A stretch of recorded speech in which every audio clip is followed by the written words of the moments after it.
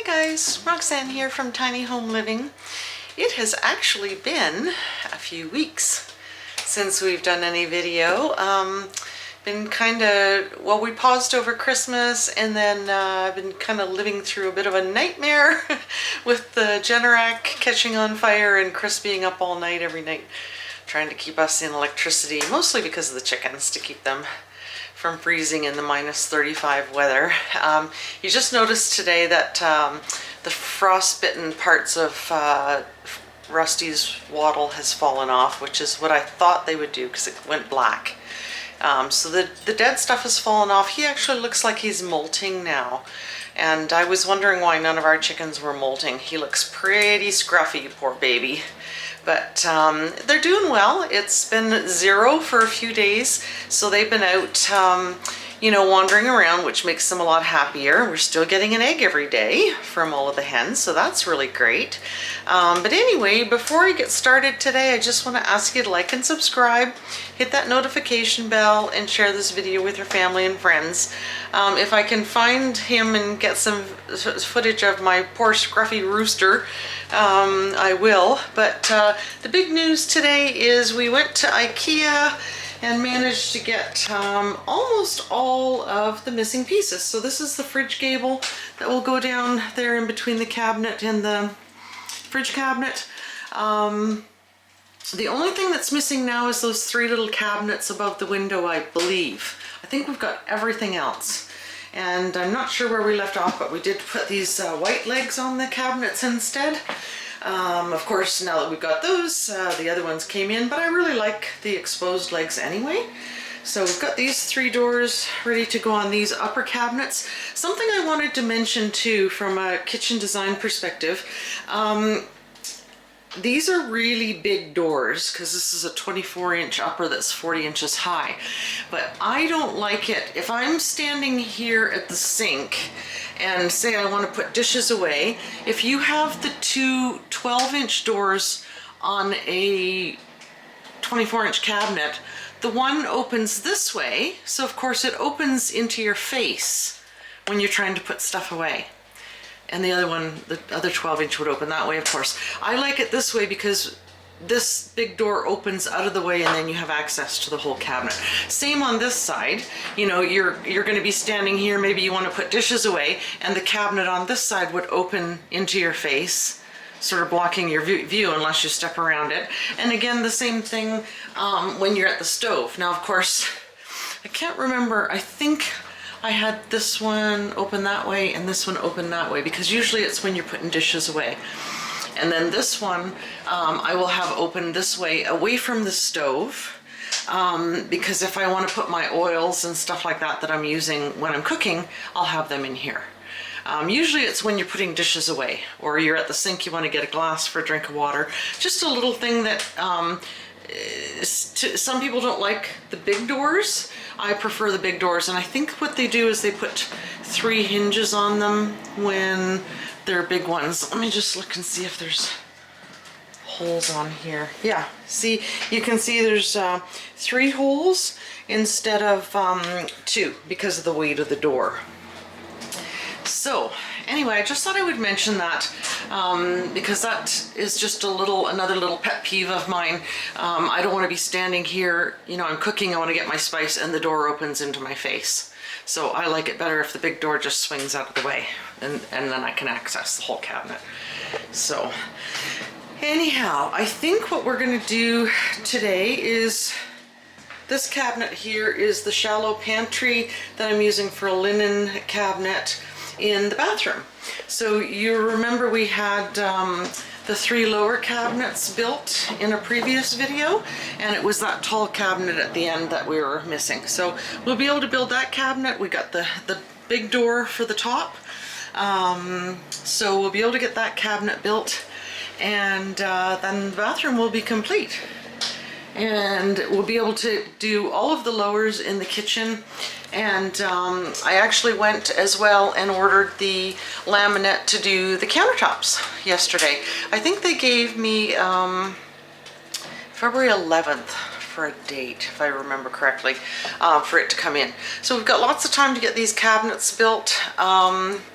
and that makes me really happy. The drawers also, the missing drawers came in, so I'll be able to get all these drawers in.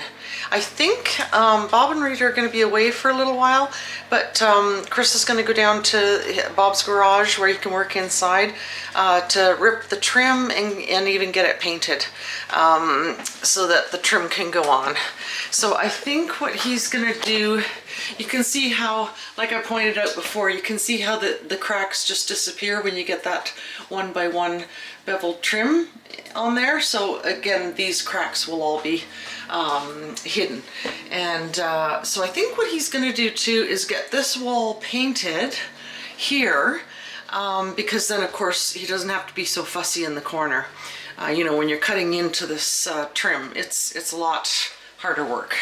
So I think he's going to get that painted. He does have to repaint this part and this part of the wall because it got grout on it. We thought it would wash off and it won't. So anyway, because the tiny house was, you know, we weren't working out here for a few weeks and it was incredibly cold. We had a couple of really cold spells. So the wood stove got really rusty on top of it because it was just coated in frost.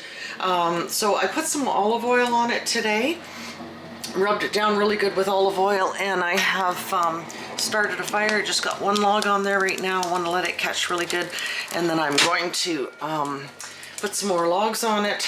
And I actually was lucky enough to find some 00 flour, which if you're into pizza, making homemade pizza, that is what you use. Well, that's what the Italians use to make real pizza dough. So I got some 00 flour to make pizza tomorrow, and Chris and I each have one of these baking pizza stones. So we're going to try making pizza tomorrow. So this stone, you put it in the oven and you heat it up before you put the pizza dough in the oven. You don't just put the pizza on the stone and put it in the oven. You heat the stone up first. So I was looking at a cast iron one, but I've already got these pizza stones, so I'm going to try using those to make the pizza. Now again, I'm going to have to play with this oven to try and figure out how to get it to the temperature that I need. It might be the wood that it doesn't burn hot enough. Not really sure, but I also saw a video that said the inside of the oven was quite a bit hotter, like 50 degrees, than what the thermometer said. So when I had it to 325, it might have been 375. So we got another oven thermometer. We both have one of those too, but can't find them. So we got another oven thermometer, and I'm going to check the inside temperature of the oven when I get it heated up really good. So for today, I'm just going to get a fire going, heat this up really good because I've got the oil on here. As you'll remember, the bluing, you can still see the line kind of where the bluing was. So I think you can see, yeah, you can see that on the camera. You can see where this corner didn't get down, a little bit of that corner, and over on this corner. So you can easily see where the bluing got to. But I wasn't going to put oil on it yet or season it yet, but because of the rust that was on it from the frost, I went ahead and put some olive oil on it, cleaned it off really good, and we'll see how this does today. So I'm going to put some more wood on the fire and keep this going, and Chris is out clearing the driveway. You can hear the racket out there. He was over trying to dig the neighbor out too. So I think we are going to go ahead and put this, I'm not sure if he's going to want to cut that. It's a big job to cut that fridge gable, but we got the two cabinets that are the same size that go above the fridge, and, or sorry, the stove and the sink. So we can build those. That's these ones right here, and we can build that one for the bathroom. Other than that, we've got all the cabinets built. We just need to put the doors on them, and I got shelf liner for the cabinets too while I was in town. I always put shelf liner in all my new cabinets on the shelves and everything, because then if you have wet glasses or anything, it doesn't wreck the cabinets. And then if you move or sell or anything, it ends up, you can peel it off if it's messy, and it looks like brand new cabinets. So anyway, lots of excitement going on here. We are just gonna make supper in the other tiny house tonight, and then hopefully tomorrow experiment with making some pizza. I've got fresh oregano from my herbs and some mini bell peppers, mushrooms, pepperoni. I shredded a bunch of mozzarella already today, and Chris of course got jalapeno for his side of the pizza. So anyway, pretty happy, got all my drawers, be able to get all of the interior of the cabinets done too. And Chris got this flooring put back together too. If you saw the other video, we had a couple of pieces come apart a bit in the middle of the room. Pretty much had to take half of the tiny house apart to redo the flooring. So, and there's the very last piece against the wall that's underneath these cabinets I think has to be banged into place again too. So hope that doesn't all come apart again. I'll lose my mind. What's left of it. Anyway, gonna wait for him to finish out in the driveway, and then if he comes in, we'll get going building some more cabinets. So there you can see Rusty.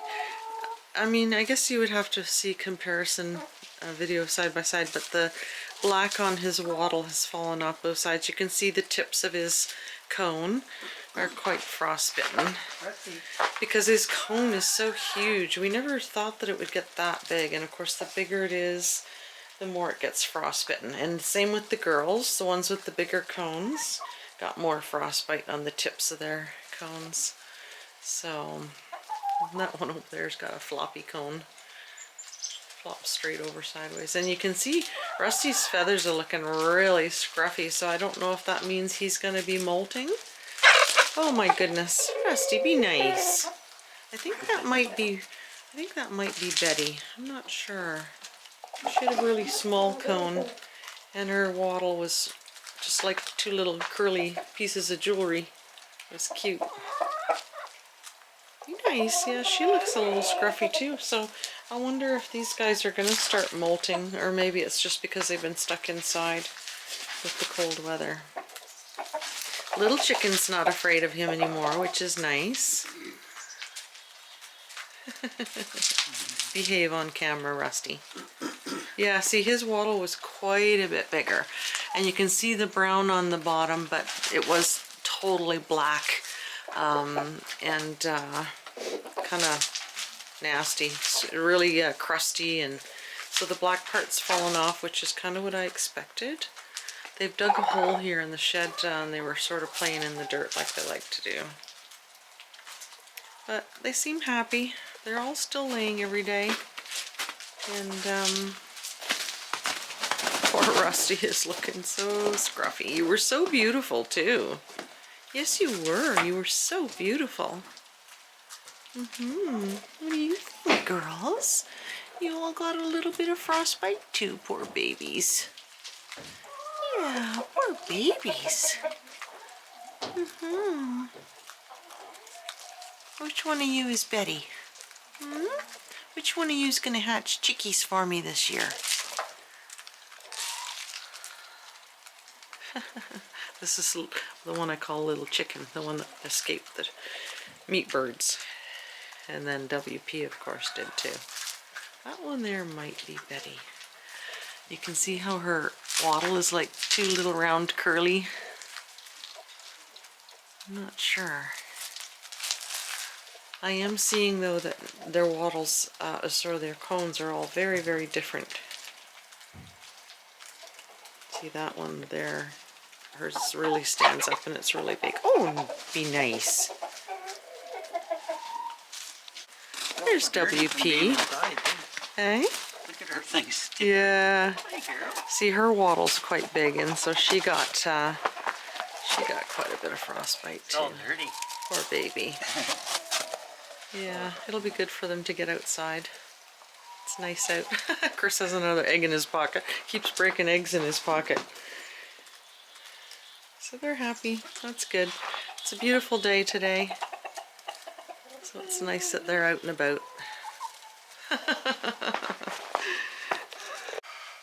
Well, it's the next day. The old people were too tired, and well, Chris had been out plowing the driveway and trying to dig the neighbor out. So we had an early supper and didn't do any cabinets yesterday. So next day, and Chris has the fire lit, and he's got to rip a piece of lumber for something, and then we're gonna get to work building these cabinets. But he's got a nice fire going. You can see where the oil sort of got absorbed. I might want to put some more oil on the stove today. I can see a little bit of residue, so I might just leave it. And we did get a oven thermometer, so we're going to put that in the oven to see if the temperature is accurate. See if it's the same as what this thing says it is. You can see how much the wood has shrunk here. So in a way it's kind of good that we got the wood stove going a few times, shrunk this wood a bit, and that way he'll paint over it and this will be covered, because that's enough to drive you a little bit cuckoo, isn't it? My goodness, can't have that. So the temperature just went up a bit from 100. So I'm gonna close this thing here, and because that closes the flue, and see how long it takes for this to heat up and what it gets up to. So it's only been about 5 to 10 minutes, and it's already past 150. And if you look in there, it is closer to 275. That's crazy.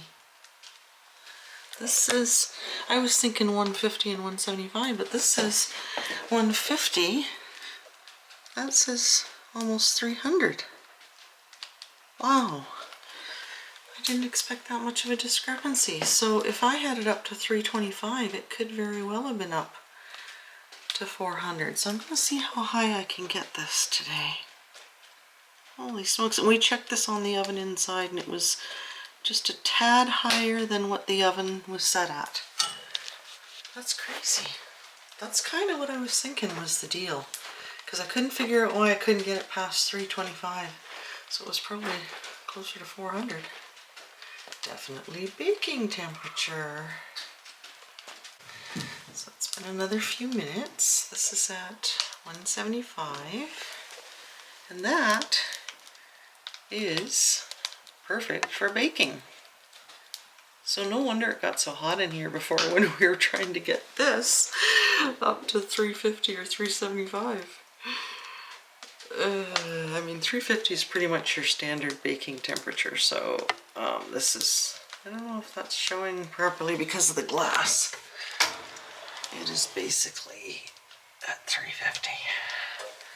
So obviously when we had this box loaded right up, I mean, I've only got 3 logs on there. So closing the flue does work very quickly and a lot more efficiently than I thought. We were working so hard to get this thing up, and this didn't take long at all to get it. So I'm hoping to get it up closer to 400 to make pizza. And what I think I'm gonna do, because pizza ovens use the ceiling height too, right? So I think I'm gonna take, where is it, that pan, and put it up here so the pizza is like in a shorter oven. I guess that makes sense. Like the one Bob and Rita have on their barbecue is only, you know, it would go from about here to the ceiling. So that's what I'm gonna try. And then like I said, the heating up the pizza stone first in the oven before you put the pizza on it. So I'm gonna start building these 2 little cabinets that go above the sink and stove. Get them out of the way. This box here too. I need to go help Chris rip that long piece of lumber, and then we'll get these 2 done and out of the way. The lumber is for hooking these 3 on the wall because I want a little bit deeper countertop. So you can't put the rail right on the wall. So we went and had lunch, and this is right at, what? I find these increments kind of weird. So that's at about 200, I guess. And it's staying right at 350 in the oven. So that's good to know that it's sort of stayed at 350 for about an hour without doing anything at all. So basically, you know, you get it heated up and it stays pretty much constant, which is good to know. You know, if you've got a cake in the oven or something you want to rise, you want to know that the temperature is going to stay consistent. So that's good. I've decided I am going to add some lard to the top of this.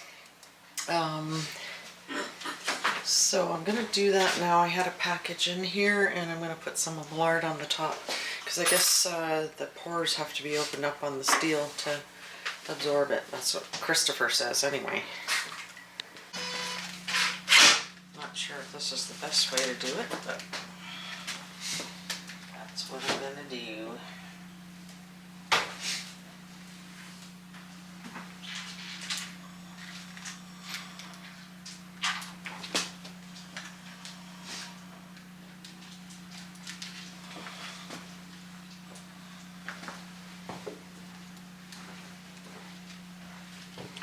Oops, yeah, it's dripping too much. Guess I should have expected that.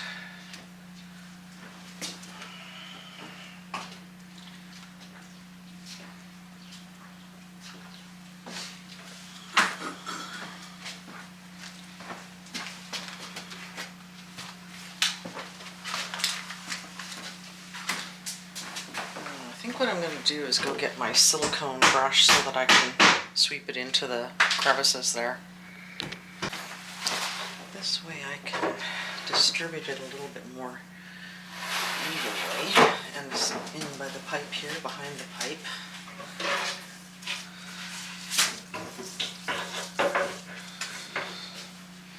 And on the edge here, I've got way too much.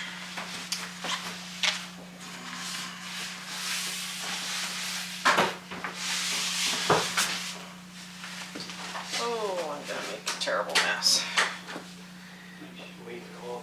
Yeah, I'm going to.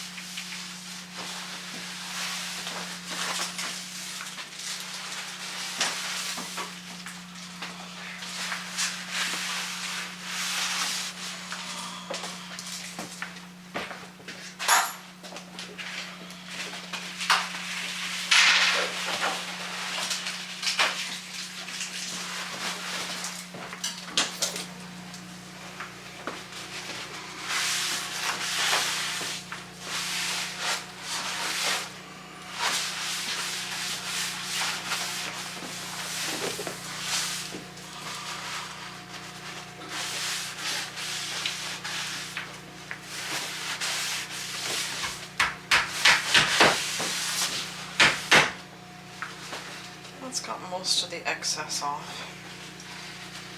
Not running off the stove now anyway.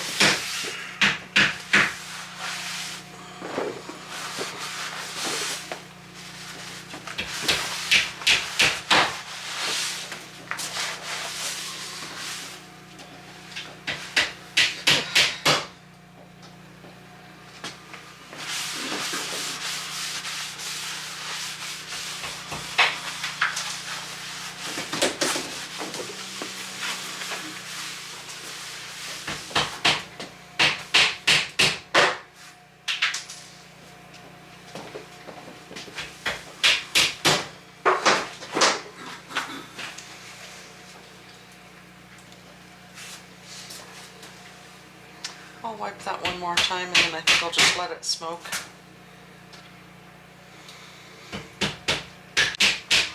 At least it's nice enough to open the door today and let this air out.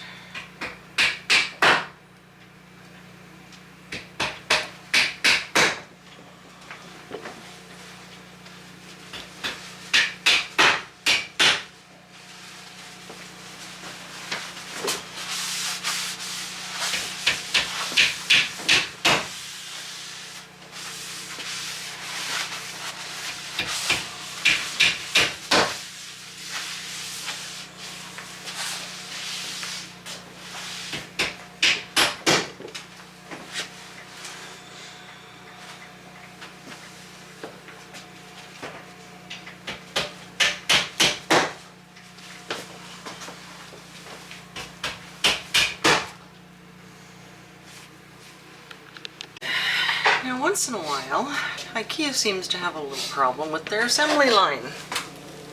There you go. The back has to go in there somehow, and then you got to space at the front. So the machinery was obviously off. Chris was thinking this is going to work, but I don't think it will because it's sticking out the back. And the panel won't go in, the channel. So this is going to have to go back. That makes me cranky. So I got my KitchenAid mixer out. I'm going to use the dough hook to make the dough. I've got some mozzarella shredded, Parmesan, real Parmesan, not the sawdust, pepperoni that I had in the freezer. Got some of these baby bell peppers, fresh oregano, jalapeno for Chris, tomato, mushrooms. I'm just using spaghetti sauce for pizza sauce, and I'm going to put some garlic powder in the dough. But the best part is I have double O flour. This is what real pizzeria places make pizza dough out of. Real Italian pizza. So I'm just going to put my yeast in the water to get it softened up. It's too hot right now. I'm just waiting for it to cool down a bit and get my yeast going, and then I will mix this in the mixer to make it easier on my wrists and elbows and shoulders and everything that hurts right now. I'm doing this the easy way, using my stand mixer. My neck and shoulders are so sore from walking on crutches for 5 months. So that's 4 cups of flour. This recipe calls for a cup of whole wheat and 6.5 cups of white flour. So I'm using all pizza flour. Now it says it makes 4 balls, so I have no idea. I haven't tried this recipe before, so I don't know what size the balls are going to be. So, but my sous chef has been over here cutting everything up. Good girl, Sadie. Good job.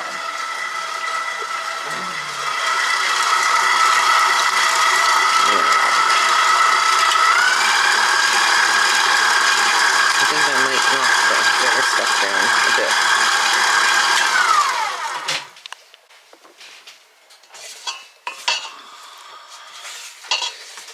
Get this going a little bit.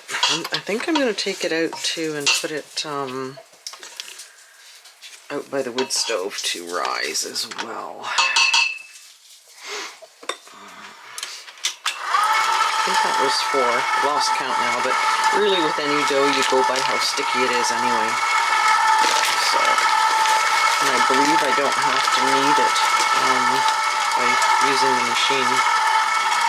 So, that's my hope anyway.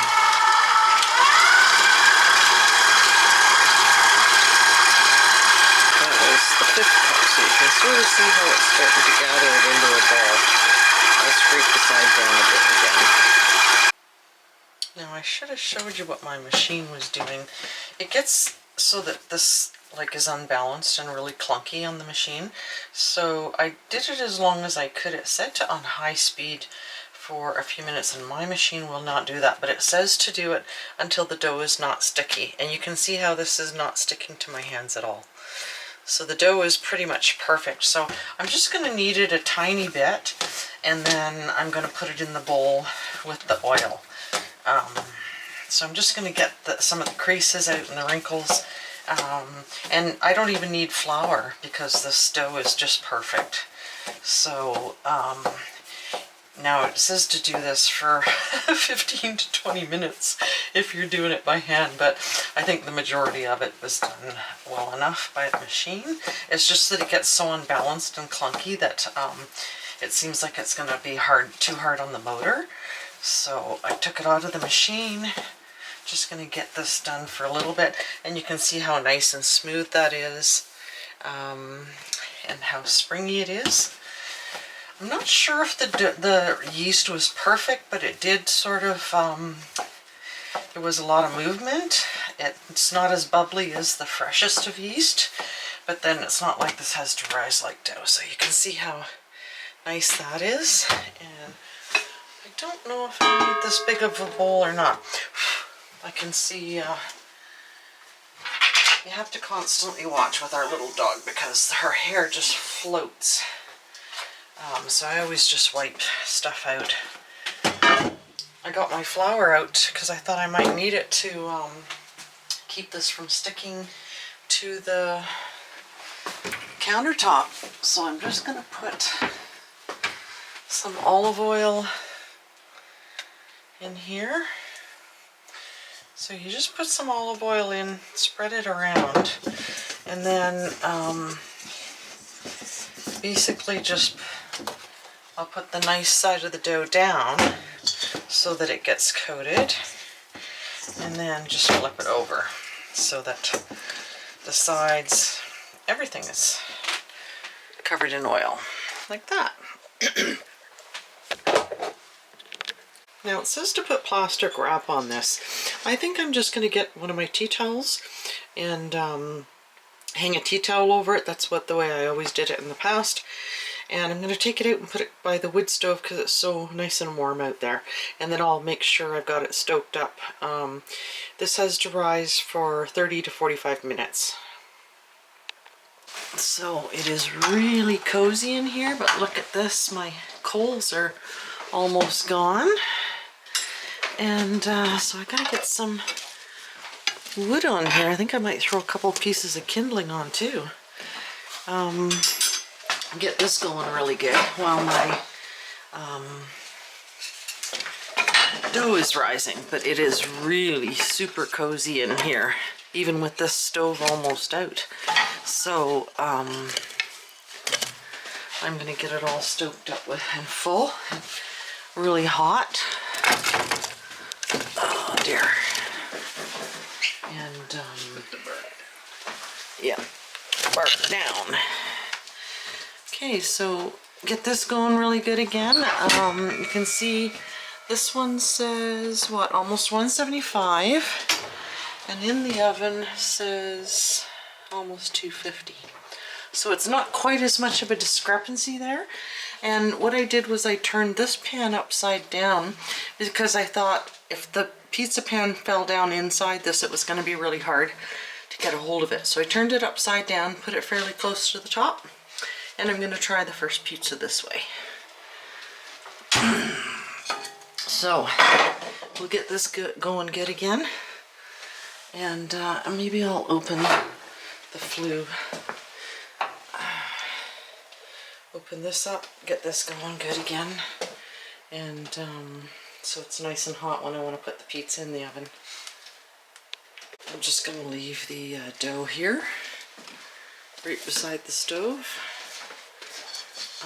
It's got lots of room to expand in that bowl, so it's going to be way too hot if I put it over here, but it's really warm in the room here. So now you can see where we got that one cabinet built. We've got the shallow cabinets built over there.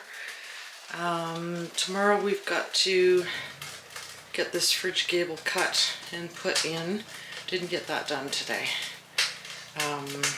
And then this pantry cabinet for the bathroom. But I'm more interested, my goodness, look at, I didn't adjust any of the vents or anything. Just a little bit of coals left in there. And it's just roaring. So Now that's because I opened the flue. So I think I'm just gonna let it, leave it open for a couple minutes, but I think that's going pretty good. Not sure if I want to close it right now. I guess the sooner I close it, the sooner it'll heat up the oven. And yes, that is hot on the thumb. You gotta do that quick. So now, I'll see if this slows this down too much. I don't think so. Still going really good because these vents are wide open, so it's getting a lot of air. And of course the wall vents from outside are giving it lots of air. So, I'm gonna leave that now. I'll come and check in about half an hour on the dough and see how much it's risen. Well, that dough's looking pretty good, and I can see a bubble right there, so there's some bubbles in it. This is nice and hot, so I just wanted to keep it going. I didn't want to load it up and then have all the wood burned down by the time I needed to heat it up. So this is between, I guess that's about 200 or 225, weird increments. And then this is about 325. There's my pizza stone. I've got it heating up. I'm just gonna bring it out, the pizza out on a cookie sheet, and I wonder if I should let that rise a little longer. I didn't label my yeast, so I don't know if it was the quick rising or the regular. So I think I'm getting pretty hungry though. Mommy wants pizza. I'm really hungry. I think it's like 7:15 at night now. So I think maybe I will take this in. That dough, actually, I checked, it gets divided into 4 balls, so it's supposed to make like 4 11 to 12 inch pizzas. So I think I am going to take it in and divide it up now, rather than let it rise a little longer. So Chris has put 3 big logs in there, so it's pretty full. Like I said, that's about 325. We'll see what it is when we come back in. Hopefully it'll be up at least 3, what is it, 325? Yeah, I need it closer to the 400 mark.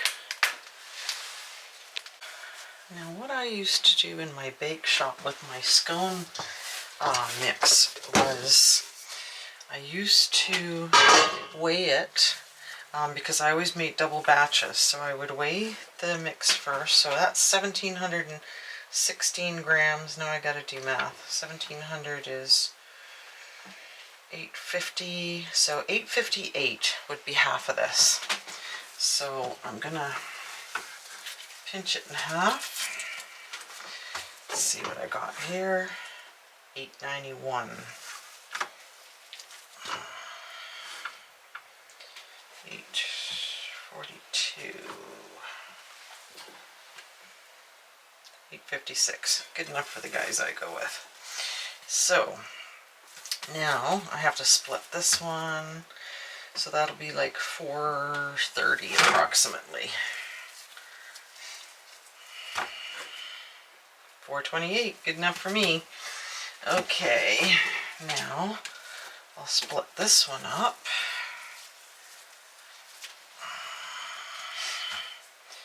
387, 420, 430. Okay, now it says to keep these moist, so I'm just going to toss them back in the bowl because there's still oil on there, and put the tea towel over it to keep that moist.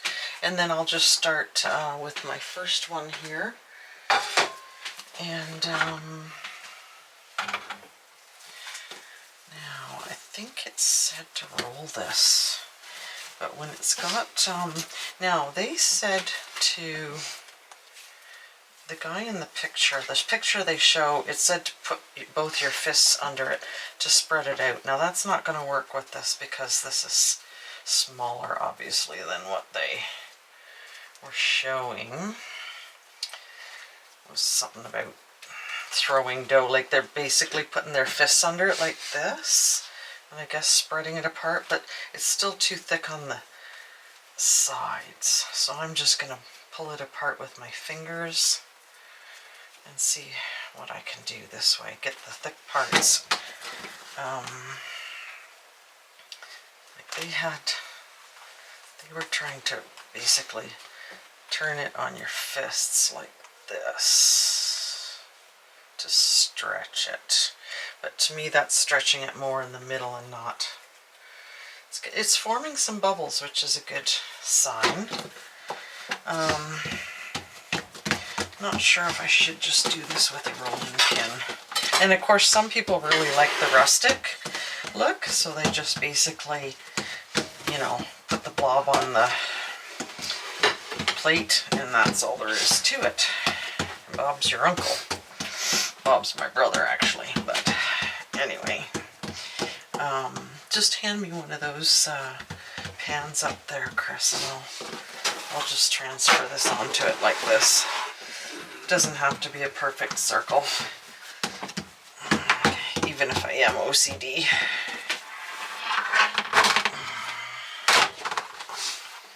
See, I think once you got it this big, it's easy to stretch it using your fists, is kind of what they were saying. You let the dough hang off your hands, and that stretches it.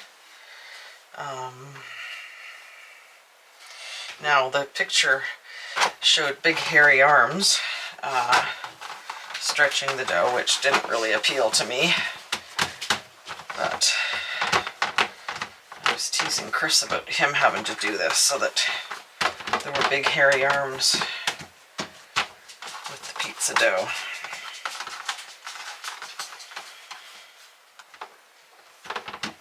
Now you can see where it's stretched quite thin here in some places, but I'm just going to leave it at that. Rustic pizza, and start tossing stuff on here because I am hungry. Now this is kind of sticking to here, so that's a problem. They say to put cornmeal on it, so I think I'm going to have to do something here. So this is going to slide off onto the stone. I've decided, Chris and I were just saying, you know, a lot of the time you get your pizza and there's a lot of flour on the crust, and I think that's why. So what I'm going to do is I'm just going to put lots of flour on it and then flip it over, and then it's going to slide off this pan easily when we want to transfer it to the, they say to use cornmeal. I don't know where mine is. I know I have some, of course. So I'm just going to do that, flip it over. And then, of course, it's not sticking to this pan now. So, I've got some fresh oregano here. I'm just going to sprinkle some of this on here. Oh, I guess I should have done my sauce first, but that's okay. It'll just get mixed in. And like I said, I'm just using some of this spaghetti sauce. I like Classico, and this is the one with pesto in it, so one of my favorites. This has got chunks of tomato in it too, so I like that as well. I'm one of those people that doesn't like pizza crust, so I like the sauce right up to the edge of the pizza. The doggy likes pizza crust though, so she'll be waiting for that. Yeah, this has got really nice chunks of tomato in it. So I'm going to try and get this first one into the oven as quick as I can, mostly because I'm starving.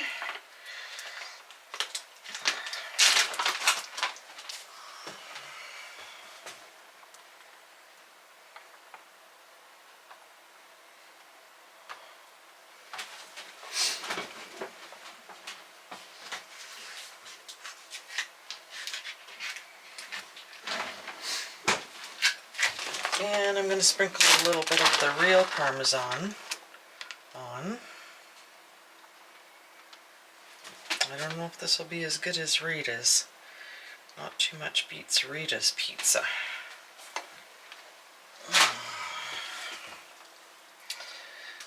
Okay, let's get this pepperoni used up.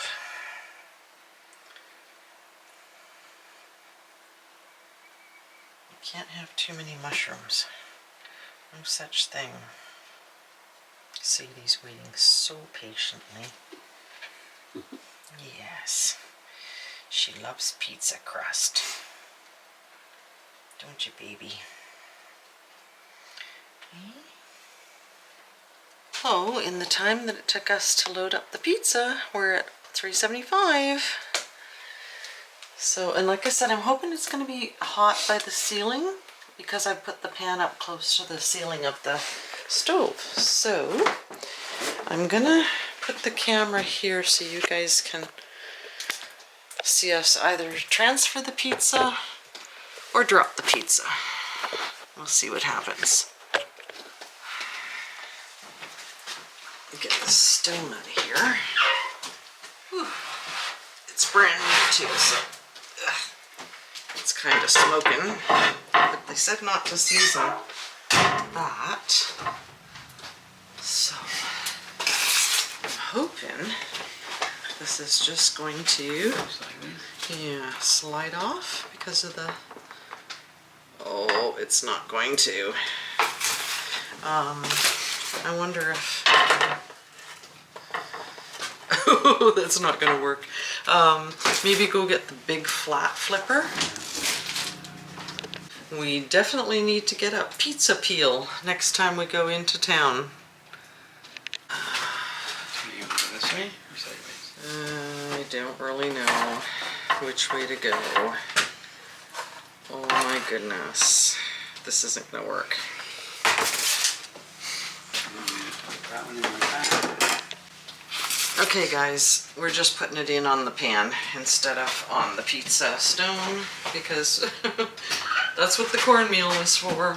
You want to put it at the bottom? No, I want to put it here. So, like I said, I might do another one. Try another one putting it at the bottom of the oven with that solid pan above it.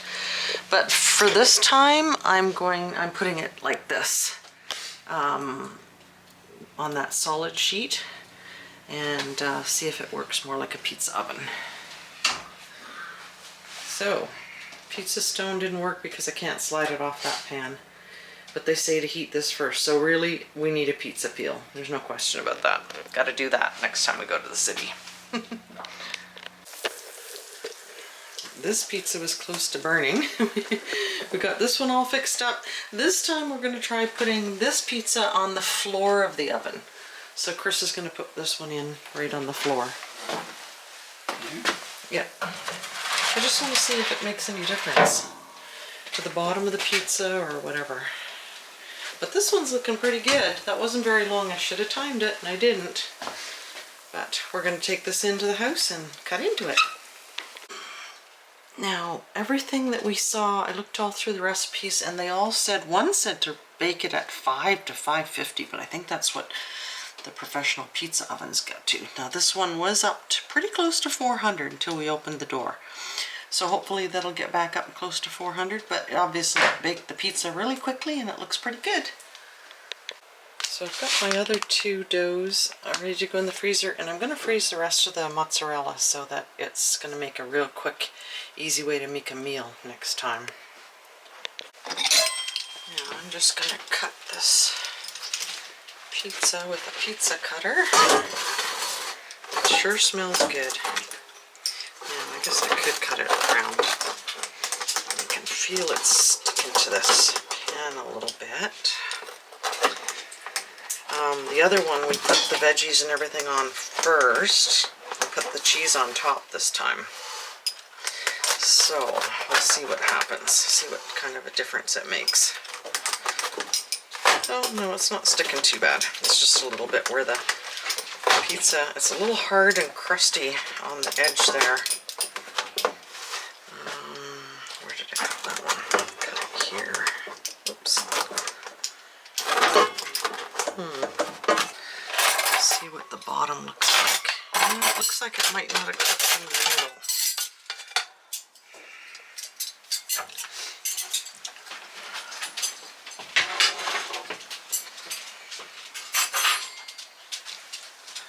We'll see what it works out. You can see it looks like it might not be cooked in the middle. Not too sure.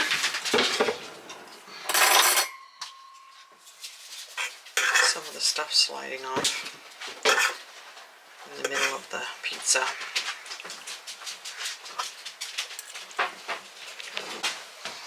So the oven's at almost 400 again. Just gonna look at, now you see how this one, it seems to be cooking slower and the top isn't cooking. So I'm gonna switch it back up to here. Well, actually, I'm gonna make Chris switch it back up. The crust seems to be a little fluffier this time, but it might have been because the dough rested a little bit longer too. So this is loaded up good. That is, now again, this says, actually it's pretty, oh no, that's 275. I was thinking it was 375. So 275 and it's actually 375 in there. Big difference. So I'll be back in 5 minutes, pizza, to taste you too. Yeah, it smells a little bit like it's burning again. Oh, that looks pretty much perfect. Even better than the first one. So again, it's just going to take some experimentation with whether to put it in the top or the bottom or what. But we're going to take this in the house. I think I'm going to let this sit for a few minutes before I cut it. Otherwise it gets too sloppy. So, now that still wasn't up to 400 degrees, but this cooked really nicely. I see it like it's crispy on the outside, which I don't like.